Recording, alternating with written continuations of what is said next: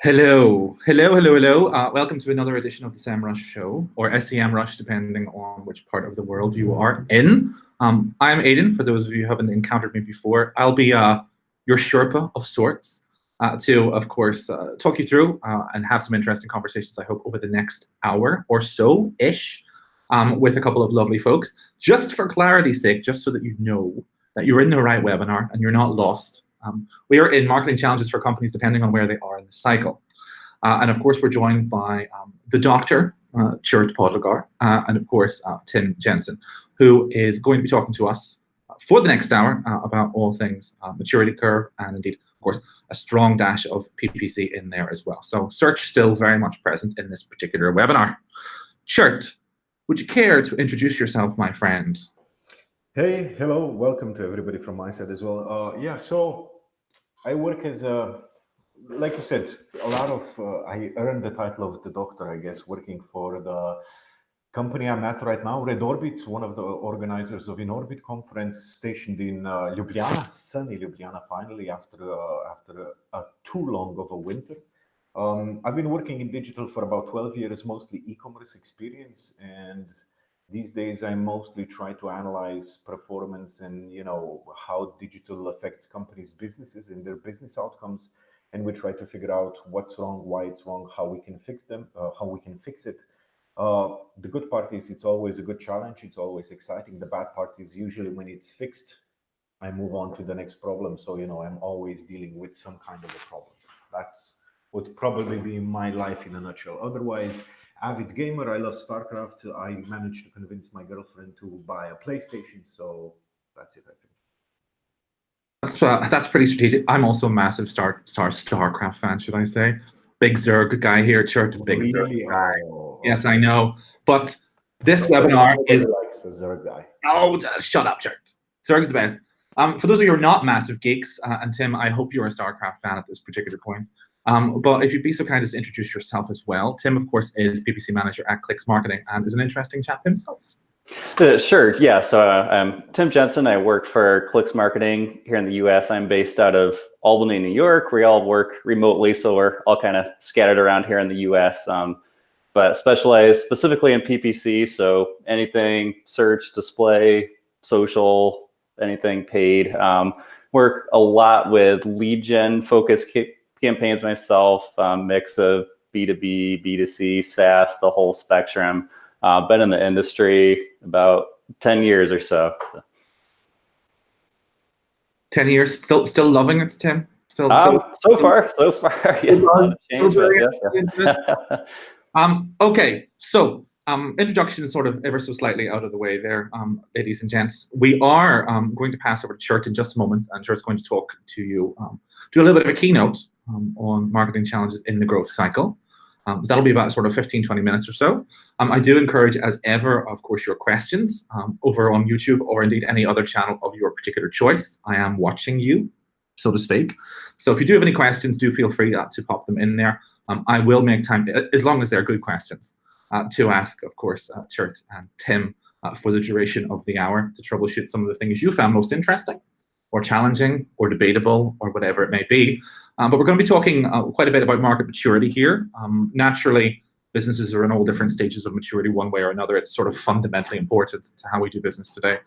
And really, we're trying to think about, obviously, here on a Semrush webinar, very unexpectedly, talking about search and the implications therein. Tim with a particular focus on PPC, naturally. And we're thinking about, obviously, how this merges, how this moves across content, across SEO, across the strategy, depending, of course, at what stage your business might be in this maturity cycle or immaturity cycle, depending on how one wants to think about it. So that's what we're going to be talking about. As I said, to reiterate, about 20 minutes of Tjert laying knowledge bombs on us. And then, of course, we'll pick up some of your questions.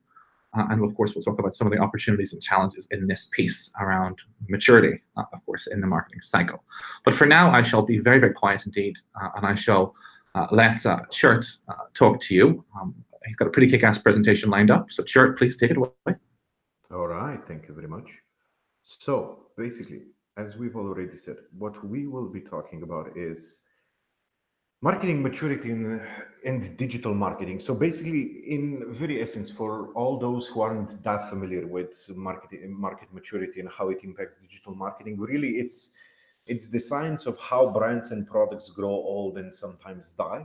And it happens to a lot of them. There are some cases in some industries that really defy the concept or defy the natural cycle of things. But one of the things that how I came about to try to understand this market maturity concept and how it impacts digital marketing is because I used to focus primarily on performance. So it was always about ROI, it was always about return on ad spend, it was always about cost per leads, cost per clicks, and so on.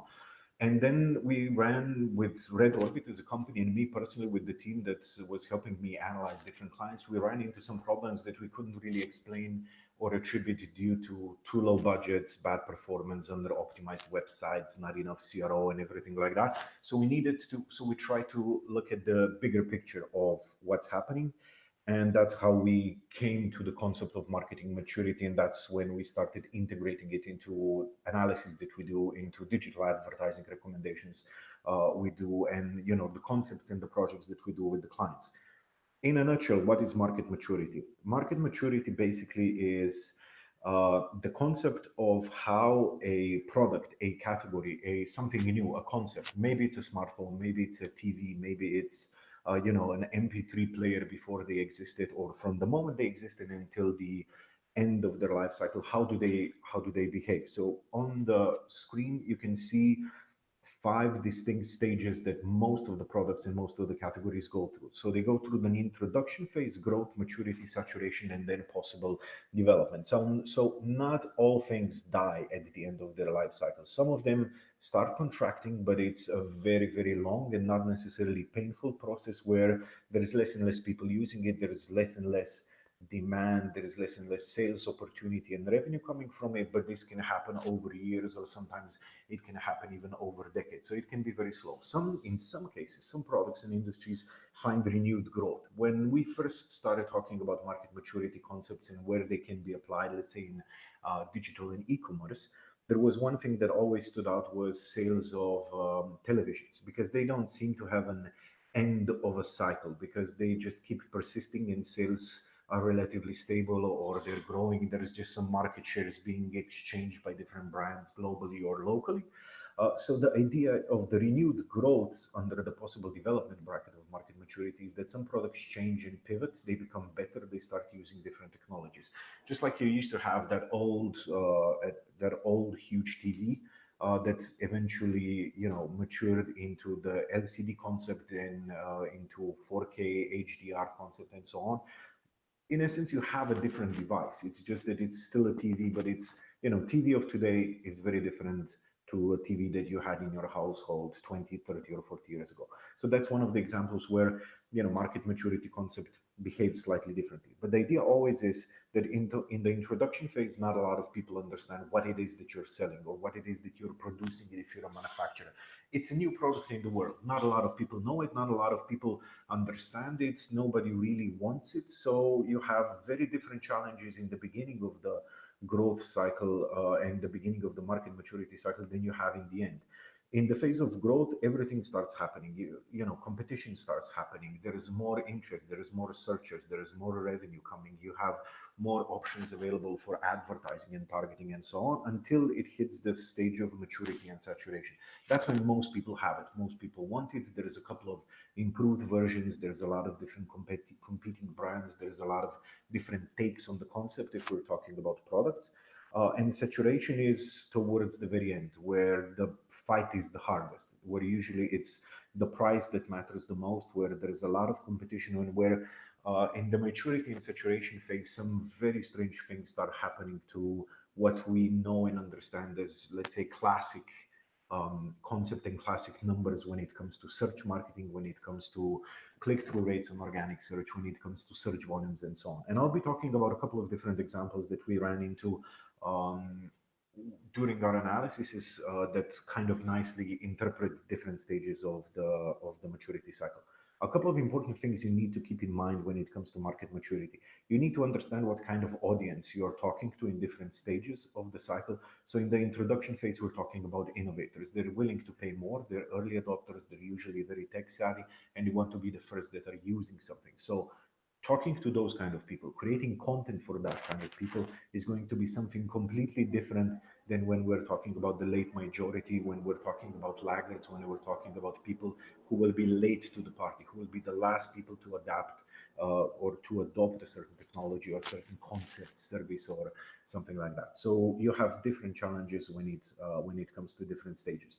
Market is very different because it comes from small, a few people looking for it, not a lot of competition, not a lot of very clear targetings, not a lot of very clear personas for your product until the market develops a little bit to the point where the market is very high or is very large, but there's a lot of competitors fighting for that same market.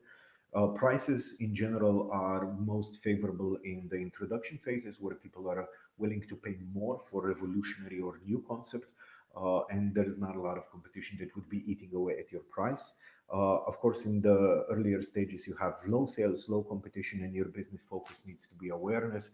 And then it kind of slowly moves towards growth. And then it comes towards market share, where you're fighting with the rest of the competitors for a mature market. And in the end, it's all about customer retention because there's just so many competitors and not so much new customers left, not so much new business opportunity and new growth opportunity left on the market. So there is basically one very big divide that exists in the concept of. Sure. Yep. I'm very sorry for interrupting you. Everything going swimmingly. Could you do me a small favor and just turn up your microphone? Yeah, absolutely. Thanks so much, my friend.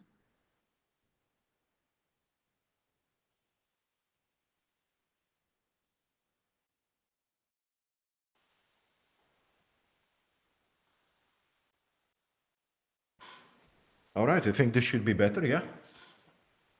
All good. Yeah, perfect, excellent. All right, so one very big divide that you need to take into consideration when it comes to market maturity, pre-chasm and post-chasm. So what does that mean? When you have a market maturity concept, the innovation and the early adopter stage, so the stage where you're brand new to the market and the stage where you're just starting to grow the market, that's pre-chasm. The chasm happens when usually in the chasm, two things will happen with new concepts, with new products, with new, let's say, subscription services and ideas. Either they're going to fail, they will not be profitable and the world will forget about them, or what's going to happen is they will become popular and they will become part of the popular market where most of the people will start using it if it makes sense for them to use it. So the pre-chasm and the post-chasm difference is the one that you really need to understand, because in the pre-chasm market, it's all about understanding the problem solution fit. It's all about trying to explain to people what it is that you are producing, what it is that you're selling, what it is what kind of a problem your product or service is solving and why they actually need it. So it needs to be much more descriptive than in the post-chasm world, where in the post-chasm world, it's all about USPs. It's all about how we're better or different than the competitors. And then as we get to the late majority and laggards, it becomes more and more important. The price becomes more and more important. So the chasm, and whether or not you're before it or after it with your product or in the industry in which you are, is usually the defining factor and what you really need to pay attention to. So if we get into a couple of specific examples that I think nicely illustrate how you should go about doing different things is, in my opinion and in what I've seen so far, early market is ideal for content creation. So if you plan to do a content strategy, usually pre-chasm market is the one where it can have the most benefit, because everybody does blogs, everybody does content, and there are great impacts and great benefits coming from it in terms of your organic rankings, in terms of how it affects your SEO, that it drives organic traffic, that it's good for the user experience, that you give customers and people useful information. But in pre-chasm, it gives you a very specific opportunity where you can actually shape how the market is going to look like, how the market is going to behave, and for example, also how search behavior is going to work. This is one example of a company. It's called Visionect. They're a Slovenia-based company, but they operate globally, and they have a great product called Joan. Joan basically is meeting scheduling software and hardware that helps you organize your meeting rooms, and it helps you make sure that you don't have overbooked office space, that you don't have office space that was booked but nobody ever showed up for the meeting, and now there's other people squatting in the hallways because they think there's no available meeting rooms in the company, and so on. So it's a very interesting concept that one of the major problems that they had, or one of the major things that they needed to reconsider, was where they are in the market maturity cycle. And it turned out that it was much earlier than what they had expected the market to be. So how their communication changed was they were pre-chasm in their communication. They were talking about price, they were talking about product benefits, they were comparing themselves to competitors, when in fact, not a lot of people even understood what the concept is, depending on in which markets they were advertising. While on the other hand, what their competitor has done very cleverly was they coined a concept called ghost meeting or zombie meeting. So there is a competitor to Visionect, to John, called Team, who started writing blogs and started using the term called ghost meeting and zombie meeting. And ghost meeting is a phrase that describes one of the key pain points of potential buyers of meeting scheduling software. And that is, people book a meeting, they reserve a meeting room, and then they never show up, and nobody else knows that they didn't show up. So there can be, hours and hours of office space booked, but nobody's actually using it. So there is entire companies that are thinking about expanding their office space because they don't have enough meeting rooms, when in fact they're just empty and nobody's using them. So they coined the concept ghost meeting, and they promoted it quite a lot. They wrote a lot of blogs about it. So the interesting thing that happened was, so this is just one example of what happened on search, is there is a lot of different media now taking over the concept and taking over the keyword of the ghost and zombie meeting, explaining what it is and writing extra content about it. So what Team was trying to do, it remains to be seen how successful they were, but what Team tried to do was they tried to coin the phrase that's intimately linked to their content, to their website, and to their product, but then they tried to insert it into the market that was maturing, into the market that was still looking for the right expressions to use when they're searching for products and concepts and categories, and they try to push and promote the concept that they coined. So this is a very nice example of trying to impact and influence the market and how it behaves and how it uses Google search or other search engines very early in the market. The biggest problem, or the biggest challenge, that I personally didn't expect or fully understand and appreciate until my first analysis came through on market maturity, was that post-chasm market becomes highly competitive. And when I say highly competitive, I mean it changes the face of organic search, and it changes the face of, it changes the nature of how people behave on organic search, and it can have very long-term fundamental impact on how effective your other digital channels are going to be.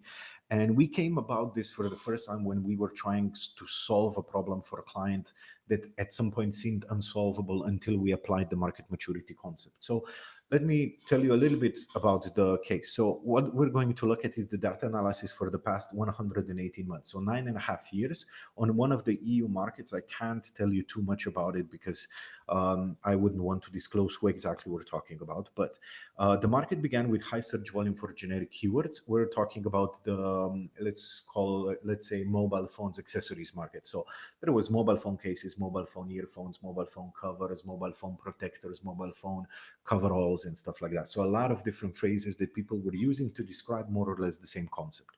There were three major brands competing for market share in the first 78 months of the analysis that we're going to see. Future market leader entered the market on month 78. That was the first month they were actually present on the market. Before that, they didn't exist. They entered this specific market through an acquisition, but they had quite a lot of money and quite a lot of other assets in the past. And they began a massive branding investment on month 90 of the research, and it then just continued throughout the following months. And all the other brands, except for this one, were focused on performance. So they invested a lot into SEO, into organic rankings, technical SEO, backlinks, paid search advertising, and PLAs. And what happened with the market maturity combined with the branding investment of this competitor was something that really disrupted how their performance marketing was working. So the first thing we looked at is something that we now try to always look at when we're discussing market maturity, and that is generic keyword diversity index.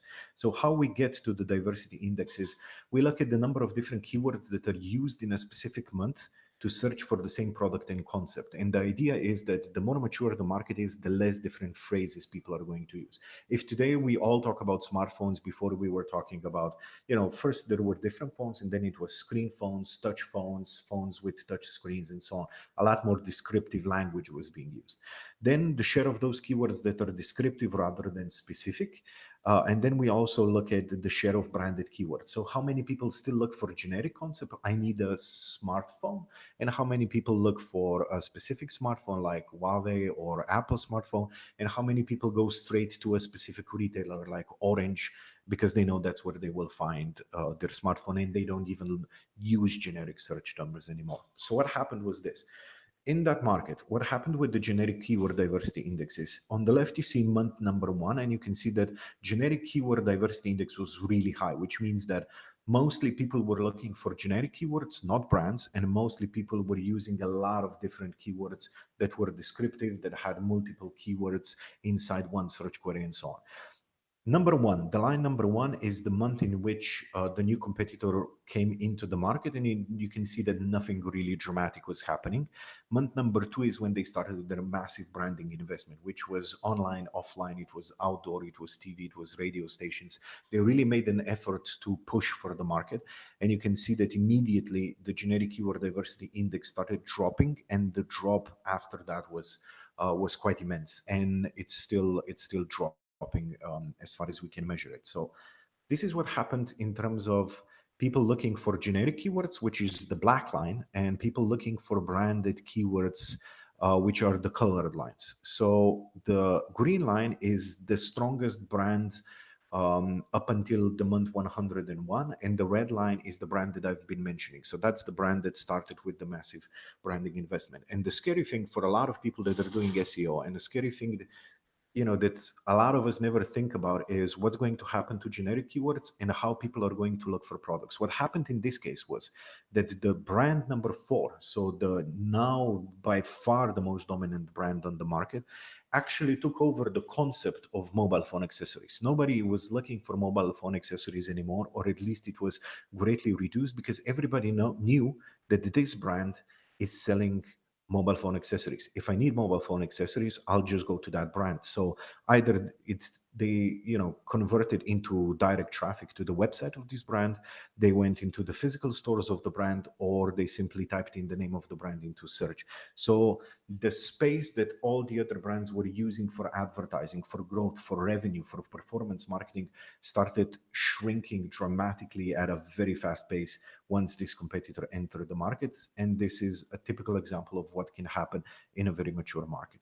And this is the PLA, so product listing ads. For those of you that you don't know, this is the PLA cost index. So we took the cheapest cost per click average of the PLAs that this client was using in the beginning of the analysis that we did, and this is the growth index that happened, and you can see that it started growing quite quickly after the generic keyword index began dropping. So because there was less and less searches, because there was less and less potential, still a lot of competition, the cost simply started going up, and the effectiveness of these PLAs started going down, and eventually ROI simply wasn't positive anymore. So the client had to abandon the effort. So as a quick recap of this case, what's going to happen based on our experience to search behavior as a market matures? Naturally, not in all of the cases, but it's a very safe bet that eventually you're going to run into this problem, is that generic search volume will decrease, branded search volume is going to increase as a replacement, and there is usually a clear market brand leader, or at least a couple of brand leaders that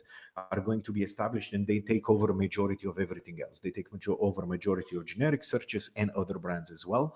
The cost of paid search and PLAs is going to go up, and the key differentiation becomes the price. So whoever is the cheapest or whoever is the strongest in terms of branding is the one that's going to take the revenue. One important thing is to keep an eye on your organic click-through rates, which I think is something that a lot of people don't think about when they're doing organic search, SEO optimization. Everybody is obsessed with rankings because they assume that a specific rank is going to bring you a specific position, a specific click-through rate on Google, when in fact it isn't always the case. Why? So this is one example of how organic click-through rates behave depending on the type of a query. So in the early markets, queries are usually informational. People are trying to understand something and trying to learn about something. And you can see that overall, the click-through rates, this is an example for two different industries that we work in, are going to be much lower than transactional click-through rates, where people are already looking to buy specific problems. And then navigational click-through rates is when people are trying to figure out where they can get something, where to buy something, how to get instructions and things like that. So there is this element greatly impacts click-through rate. So don't always expect that if you're number one on organic rankings, you're going to have a 20 or 25% click-through rate, because very often you might be disappointed. More importantly, how does market maturity impact this? So this is two clients that are in a relatively early market, just pre-chasm, and their click-through rates on organic are behaving how we would have expected. First three positions are the best, then it drops quite dramatically, and naturally the first position is very good, and it brings about on average 20-21% click-through rate when you look at monthly behavior in season, for example. This is another example that's kind of towards late majority. So you can see that the effectiveness of the click-through rate is dropping on organic already. Why? Because there is more competitors, because there is more content, because there is already more branded searches. We're talking about generic keywords here only, and because there is a lot more advertising as market matures compared to pre-chasm market. This is the example of a couple of cases that are in total mature markets or saturated markets. So you can see that the position has practically no impact on click-through rate. So if we, in the company F, so the green columns, if we're looking at what we would expect to be a classic click-through rate on organic search, you can see that on saturated late markets, mature markets, number one position doesn't necessarily mean that much traffic. So this is something that you need to take into account. If you start suddenly losing your organic traffic after several years of successful SEO strategies, you need to think about the market maturity, because that might be the reason why it's happening, not necessarily because something has gone wrong with your SEO optimization. How to estimate the market maturity? Very briefly, you need to look at the generic keyword diversity. That's usually the best way to tell. You need to find your direct competitors, and you need to estimate the brand strength, because on mature markets there is a lot of very strong brands, and unless you're the leader on the market, you're going to be one of the smaller ones, especially if you're new to the market. So that's one of the way to do it. How many competitors and how strong they are? You need to estimate the quantity of non-sales content related to your product. So as the market matures, there is a lot of media, a lot of bloggers, a lot of influencers. There is a lot of people generating a lot of content about it. Early markets typically don't have as much content as mature markets. And you can also check for competing advertisers on paid search, because on mature markets, there will always be more competitors than you can see in your audience insights in Google Ads, for example. Market maturity blueprint for digital advertising, the last thing I want to briefly touch. Early market, you need to focus on content creation, and you need to focus on controlling the narrative and the keyword formation of the clients, because it's going to be massively beneficial for your later months or years of advertising. And you need to invest into outreach marketing. You need to do display network. You need to do Facebook, YouTube, influencers, other ways of trying to explain to people, we're here, we have a product, you have a problem, our product solves that problem, because that's the only way how you're actually going to gain traction on the market. A lot of companies in the early market make the mistake of going full on performance when there is simply not enough happening on the market to go full on performance. And you need to focus on problem solution fit communication, which is something that a lot of companies and a lot of SEOs forget as well. In growing markets, you need to dominate the organic and paid search market, because that's where the money is, that's where you can show your muscles, and that's where you can gain the market share. And you need to continue producing content and think about clear USPs, because now you're moving towards what most people are familiar with. Why is our product good? What are the USPs, and what the price performance factor or benefits of our products are. In mature markets, I've seen that in many cases, a lot of experienced companies begin de-investing from all expensive traffic generators, because it only eats away at their profitability and at their EBITDA, but it's not really adding anything anymore, because the market has become too saturated and too competitive. And one thing that most of these companies focus on is in growing their branded search volume, owned media, and direct traffic. So they will rather invest into something that creates more brand searches and more direct traffic on the midterm, rather than going full on performance and fighting for whatever is left of generic keywords on search, for example. And in saturated markets, as much as I hate to say it, my recommendation would always be sell, pivot, or move out of the market, because I've been working with a couple of companies that eventually were forced to do this, but they've spent too much money trying to performance their way out of the situation on the market. Because if the market has matured, if the market has gone into the spiral of decline, if you haven't by then become one of the market leaders, or if you don't have some other revenue stream that can cover the investment you need to become one, then it's probably not feasible to continue in that market, considering the late stage of the market maturity. You need to separate your long-term and short-term strategy. Last thing, performance strategy and long-term strategy are very different, because performance strategy is focused on producing short-term results, bottom of the funnel, ROI, CPA, and stuff like that. Long-term strategy is about creating environment and conditions more than it is about creating results. That's why it's more focused on branding. That's why it's more focused on long-term content and strategy and concepts. And you need to have both, because otherwise you're simply going to miss out on all of the important signals that the market is telling you about its maturity, and you're going to miss out on some of the things that you can do pre-chasm that are going to help you post-chasm when you need them the most. That's it. Et voila. Thank you so very much, Chert. I would very much invite the audience, whilst Chert gets the opportunity to rest his voice for just a moment there. Please give him a digital round of applause, or a digital salute, in whichever way is most appropriate for you. I am looking at you, YouTube channel. You are, of course, at liberty to ask as many questions as you like. Marco, if you have one question for Chert, that is absolutely fine. Please do feel free to type it into the YouTube channel, and I shall pitch it at the man himself. That said, I did want to give Chert a little bit of a pause so that he can gather his thoughts after that stretch of impressive stuff, cool stuff, lots of quants. And I want to make use of Tim for about a moment. Tim, a question for you. Chert mentioned in his talk this idea that content is particularly important or particularly lucrative at the beginning of the journey. Do you think then, from a PPC perspective, that its role is diminished then, if content is so particularly important at that stage? What do you think? No, I wouldn't say so. I would just say the PPC platform that you're using at that stage changes, where, as he was mentioning, search may not be your emphasis at that point because people might not be looking for the product yet. But I would look at platforms like Facebook, for example, where you might have built a demographic of the people who might be interested in your product, maybe some personas that you can target, and then target them, get them to those content pieces, build some retargeting audiences that you can retarget later. Quora is another platform that I've been playing with a lot lately, and I really like. There are a lot of people asking some really specific questions on there. So you might browse through those questions. There's a lot of different types of targeting you can do there, topic, question targeting. They're rolling out a lot of features. So again, platforms where you can reach an audience, even if they're not necessarily searching. Okay, I'm going to be a bit horrible. I'm going to be a bit mean on the same point. As a bit of a follow-up question, if you'll forgive me, Tim, for my inquisitive nature. Sure. Chert mentioned in his presentation that performance strategy and long-term strategies are almost in opposition to some degree. Chert, perhaps you'll clarify that for me.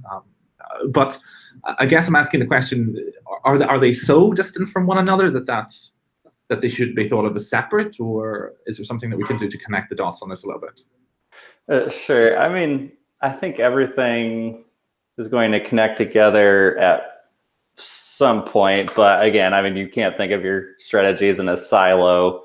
Anything you do in a paid acquisition end has to be planned together with anything that you're doing, building on an organic end. So obviously, if you're going all in on one channel, then that's a mistake. You kind of need to emphasize maybe different channels at different stages, but I do think it all eventually ties together. Cool, thank you, Tim. On this different channel, because we seem to be talking about different channel, you mentioned Quora there.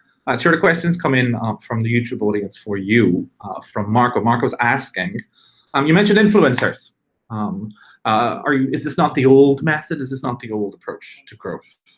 Could you clarify? Yeah, sure. Okay, so in terms of growth, and let's say in the pre-chasm markets, why I love influencers and why a lot of the things that Tim was saying is very credible as well is The problem that you have pre-chasm is that you have no idea, you have a vague idea of who's going to buy your products, or even if you have an ideal persona, but usually you have a problem with targeting, you have a problem with behavior, because a lot of PPCs are relying on, let's say, custom intent on Google. They're relying on keywords that people type into search. They're relying into, what kind of content and blogs and keywords they visit on the websites. And usually in the precast market, if it's brand new, there is such a huge lack of it that, for example, when my agency was working with a client for a while back, when we were trying to do pre-chasm advertising and we used this method, they told us that you must be the first agency on the planet that isn't able to spend the budget. So because there was simply not enough to go on the targetings, and that's why sometimes content is a great way to try to qualify people and then drive sales onwards with remarketing.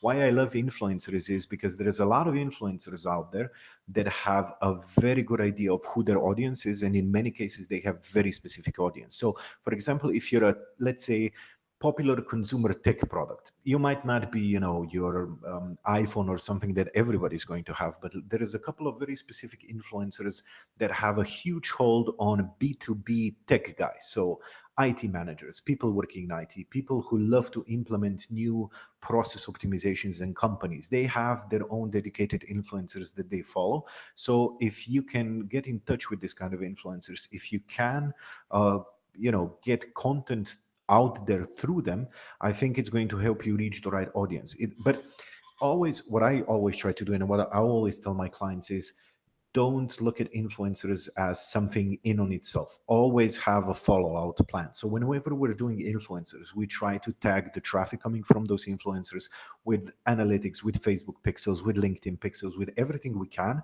And then we try to look for lookalike audiences and stuff like that, so that we can then, the influencer for us is just kind of a graduation, level 1 qualification of the potential audience. And then we try to expand on this as much as possible. So I'm not talking maybe about your, let's kind of a Kim Kardashian level of influencer, but there is a lot of specific, I hate to call them micro influencers, because if somebody has 1,000 followers on Instagram, he's probably worthless. But there is people with, let's say, 20,000 followers, out of whom most of them are IT managers. So if you're looking for IT managers, absolutely go with that kind of influencers. Thank you very much, Shirt. Tim, do you have any take on this influencer piece?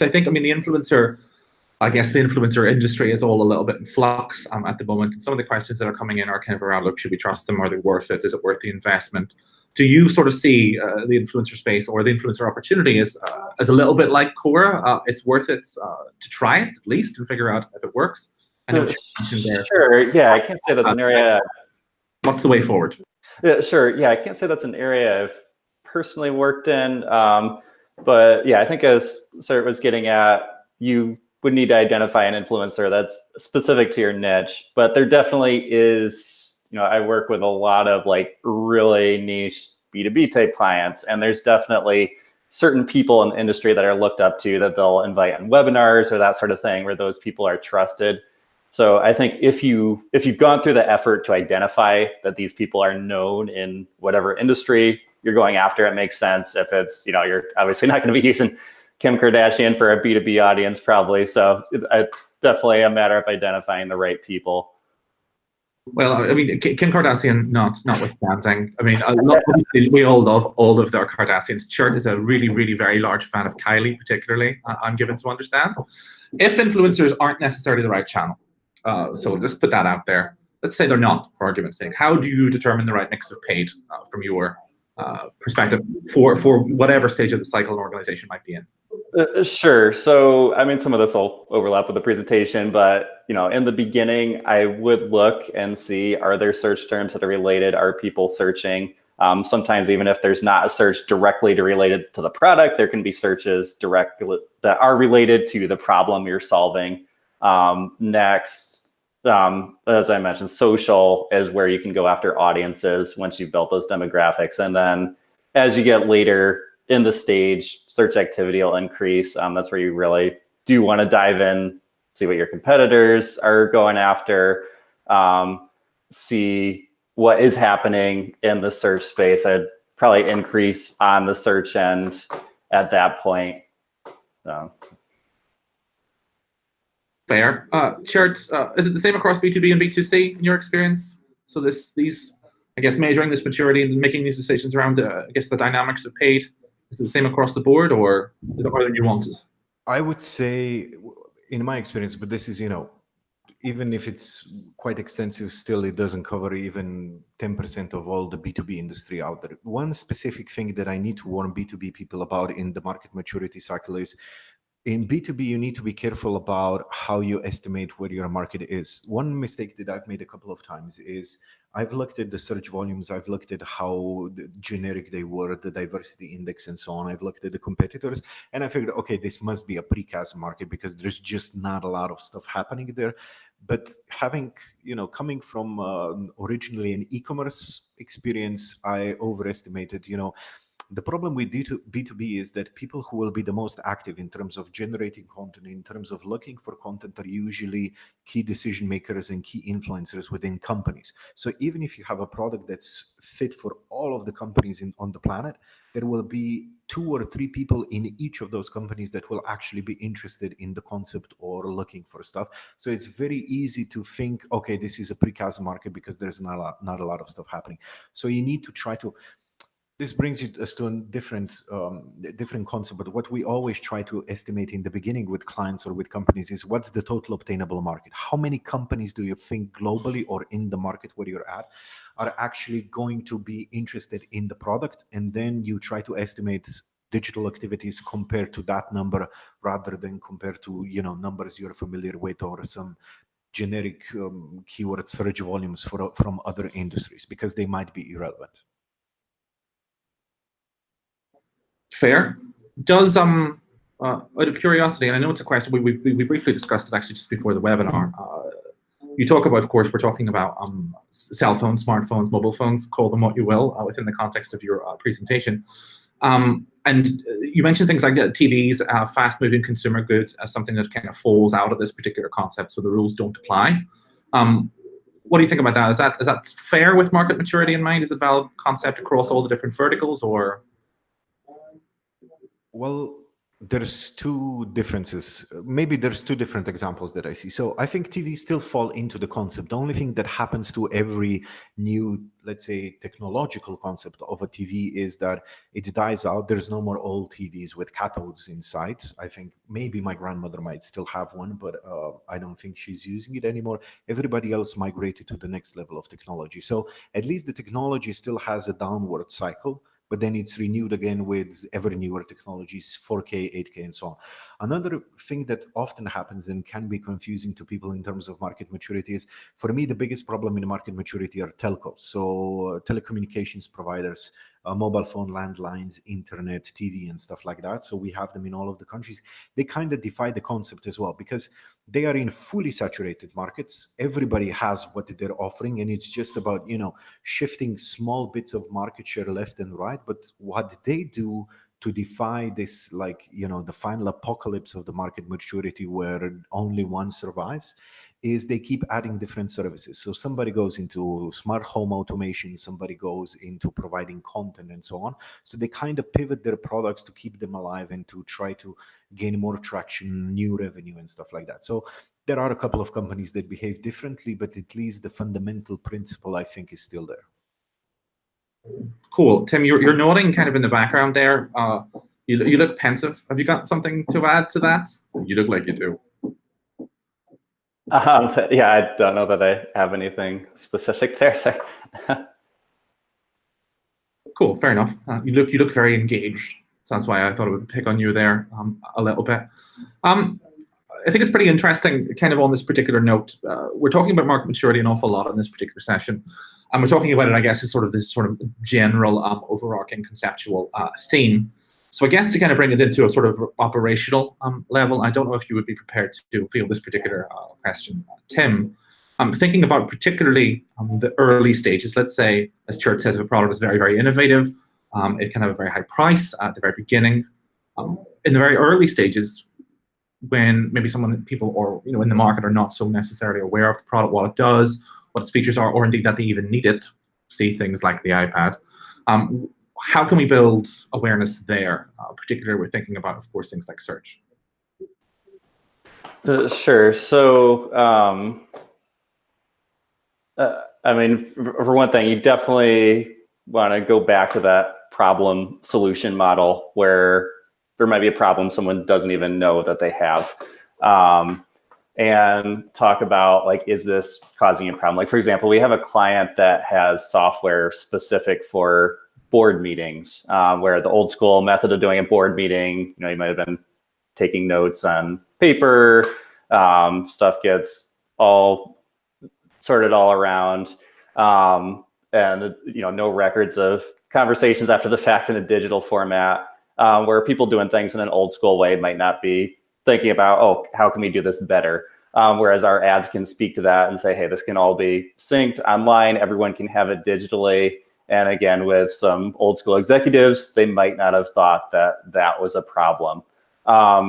So that's where you can speak to that in, could be a display ad, a social ad, link someone to a white paper where you can explain, okay, here's how you can make your board meetings better. So that's kind of an approach you can take when people aren't necessarily searching for a solution, whether it does exist or if it is something like that, if it's in the early stages where it doesn't exist.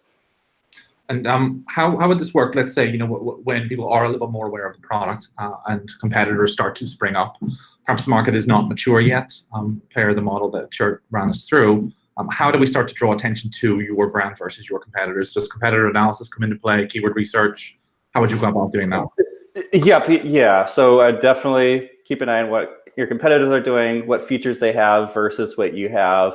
And I would say anyone that's passionate about their product, whenever I talk with clients, even if a product is very similar to their competitors' products, there's always some way they can differentiate it. We have really good customer service. We've heard that people in this other product complain about their customer service. And another thing I would call out is that competitor analysis can be more than just looking at search. Obviously, look at what they're doing in search with competitor tools. But Facebook has an ads library now where you can actually go and you can see anybody's ads, go to anybody's page and see ads that they have active. LinkedIn actually just rolled out a similar feature, particularly helpful for the B2B space, where again, you can go to the page and you can see the ads that they're running. I was just snooping on that for a couple of our clients. So definitely think outside the box of just search when doing that competitor analysis. I mean, that's a pretty interesting one. I was actually having a conversation, and it's a question actually also that's been asked on YouTube, care of the elusive, let me read it out, 360 Magnetic Solutions. Is that your given name? I'm presuming it's your organizational name. It's quite interesting. A friend of mine's a VP at Bing, and she's talking about the integration, of course, of Bing solutions, particularly with LinkedIn and, of course, the new LinkedIn ad solutions stack. And realistically, LinkedIn thought of this B2B platform. Ultimately, we're thinking about it predominantly used by recruiters a lot of the time. Is it appropriate? Do you think? This is per our question on YouTube.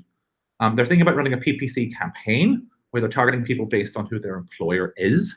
Do you think the idea has merit? Now, Chert and I already kind of feel that it does have merit if the research has been done, and if it is a valid, of course, audience development approach to take. What do you think in this matter?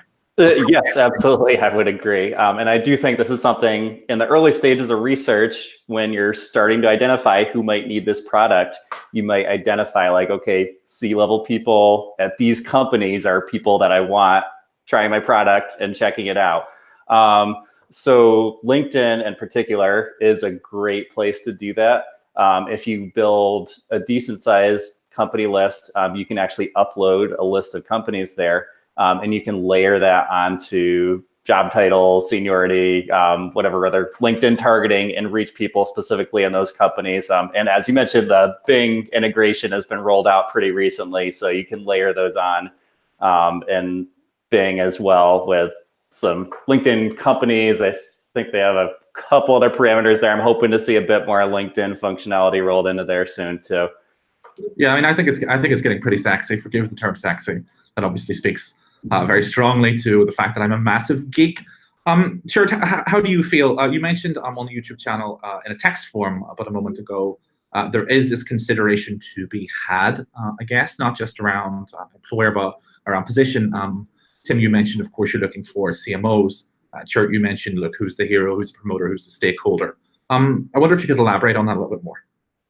Yeah, sure. So with me, it's always, most of, maybe to just explain the background of why. It's perfectly fine if you target companies, it's going to be a relevant targeting. But where I come from, I'm usually pushing the team, and I'm being pushed to deliver as much result and as much specifics for as little budget as possible. So whenever you're doing PPC, I think that the best idea, depending on what the goal of the PPC campaign is, naturally, because there's a plethora of things that you can do. Always think about what's going to be the the smallest, most specific group of people that you can do. So I would always recommend laying over at least a position within the company with the company that you've done research and know that it's a relevant company. The other thing is there is always two types of people that you want to reach with advertising. And I think it's important to understand that you need to reach them with different advertising. So this isn't one campaign with one single ad type.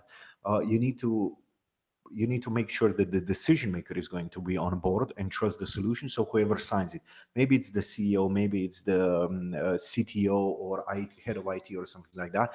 But you also need to find the heroes or the promoters of the product, which usually is the people who are using it. So for example, all of the tools that we need in our company for project management needs to be signed by somebody who loads project management and has no idea about it. So he will not say, oh, these are good functionalities, so I'm going to sign the annual billing for this tool. It needs to come from somebody else. So you need to impress two types of people, the ones that will use it and the ones that will pay for it. Completely agree. Do you think, I mean, obviously this is a little bit B2B focused, or at least, it could be assumed that we're talking a little bit about a B2B focus here overall. Do we need to, is there an opportunity for SEO in here as well? I mean, we are talking about paid solutions predominantly because we're talking about audience development. Can SEO support this particular agenda? Obviously, it's somewhat more difficult to target someone who is so specific, perhaps. But do you think, a question for both of you really, Tim, if you want to weigh into it first, maybe, does SEO have a role here? Does organic search have a role? Or are we talking predominantly about paid targeting to make this particular one sing? Sure. And again, speaking as someone who's dabbled in SEO and certainly not the expert here, but I would say, I'm never a fan of just doing paid. I always feel like you need everything. But I would say if you can identify a service getting at the specific concerns and questions of each of those people, I think those are different concerns between the mid-level people that are actually using the product, where maybe it's more like, this saves me time. This makes me more efficient. Whereas the top level person might care like, okay, this is cost effective for my company. So if you can identify like those sorts of questions, the sorts of articles that would appeal to those people, absolutely should be ways to segment that. Okay, so if it's content driven, just as a bit of a build, Chert, before I give you the opportunity to weigh in here as well. And you mentioned quite a lot in your presentation around, I guess, the value and the prominence of generic terms, particularly as markets begin to mature. Content naturally should have a role in that particular piece. I guess my question is, to what extent is the content end of things very important? Okay, so B2B and content, absolutely. I think there is no doubt about it, because there's one distinction between B2B and B2C. If I see another buying guide for washing machines, I'm going to cry. But in B2B, and a lot of people in B2C simply skip the research phase, especially for products that everybody knows how to buy. When LCDs or OLEDs came out, buying guides for TVs were relevant, because for example, when I was buying my OLED, I had no idea what OLED is. I had no idea that for my PlayStation, I needed to be 4K. I needed to be 4K for Netflix. I needed to have HDR, so my Red Dead Redemption looks sharp, So there was merit in having a guide like that. But as the concept and the technology matures, most of the people understand how to buy. There is not a lot of interest for that kind of content. Meanwhile, in the B2B, research phase is 70% of all of the interactions that potential buyers will make with the company. So absolutely, yes, content. In terms of content in the pre-chasm, let's say, and to tie it back into the market maturity concept, absolutely, because it's so sad for me to see I enter a mature market or a maturing market, let's say post-chasm, and Semrush tells me that the keyword difficulty for all of the big keywords is 0.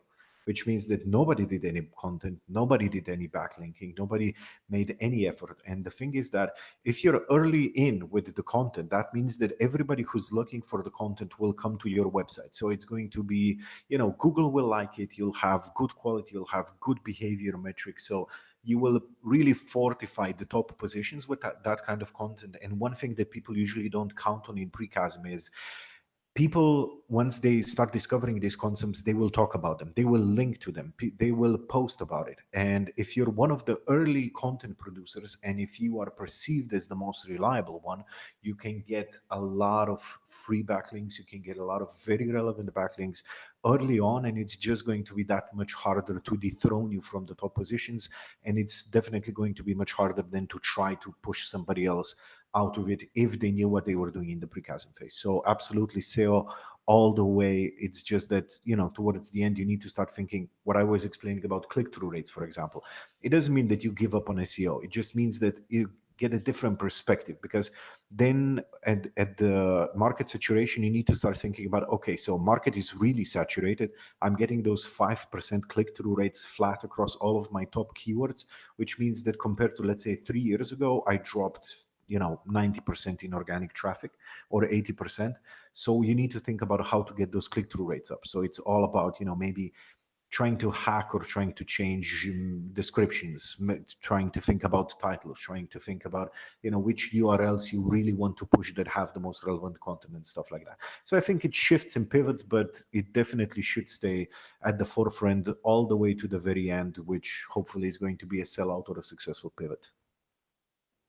Cool. I guess sort of to round things up, because the sand constantly flows through our hourglass here on our hour, so we are starting to run out of time a little bit. But if I could kind of pitch a question to both of you, just sort of as a bit of a wrap up, as it were, on some of the great insights that you shared over the past hour. I use a really interesting word there, Chert, around fortification. And for some reason, it's stuck in my head, fortifying one's brand. I guess my question for you, both of you, so that includes you, Tim, lurking in the background there. What do you feel is the best approach for long-term brand fortification across the market maturity cycle, regardless of what stage that one is at as a brand? Tim, I don't know if you want to have a go at that first. Sure. I would say a robust multi-channel strategy. I'm not going to say like any particular ad platform or particular SEO tactic or whatever, and a good understanding of attribution too. Because it is crucial not to just look at last click, particularly when you're building awareness in those early stages, but even later on when, for example, as Trevor was talking about brand search being big then, you might be looking at, oh, we're just paying for a bunch of brand terms and they're driving people through. But if you look at like multi-channel funnels and Google Analytics, you might see that people were searching non-brand terms, and then they did an organic search, and then they did a brand term search or touched you via multiple touch points. So a multi-channel strategy and a good robust integration of attribution into there. Well, I can live with a good old MCF and indeed a good old attribution answer. Thank you very much, Tim. That really works for me. Shirt, what would you add? What would you do differently? What would you do to crush Tim's brand fortification approach? I would completely agree with his approach. I think that I'm terribly sorry, but I will build on it, I promise. One thing, I think that what Tim is saying is something that's contrary to this belief that we will only work with the channel that works best for us. If you want to build brand identity, if you want to fortify it, if you want to have it prosper on the long term, you need to forget about that kind of thinking, because it's going to take all of it.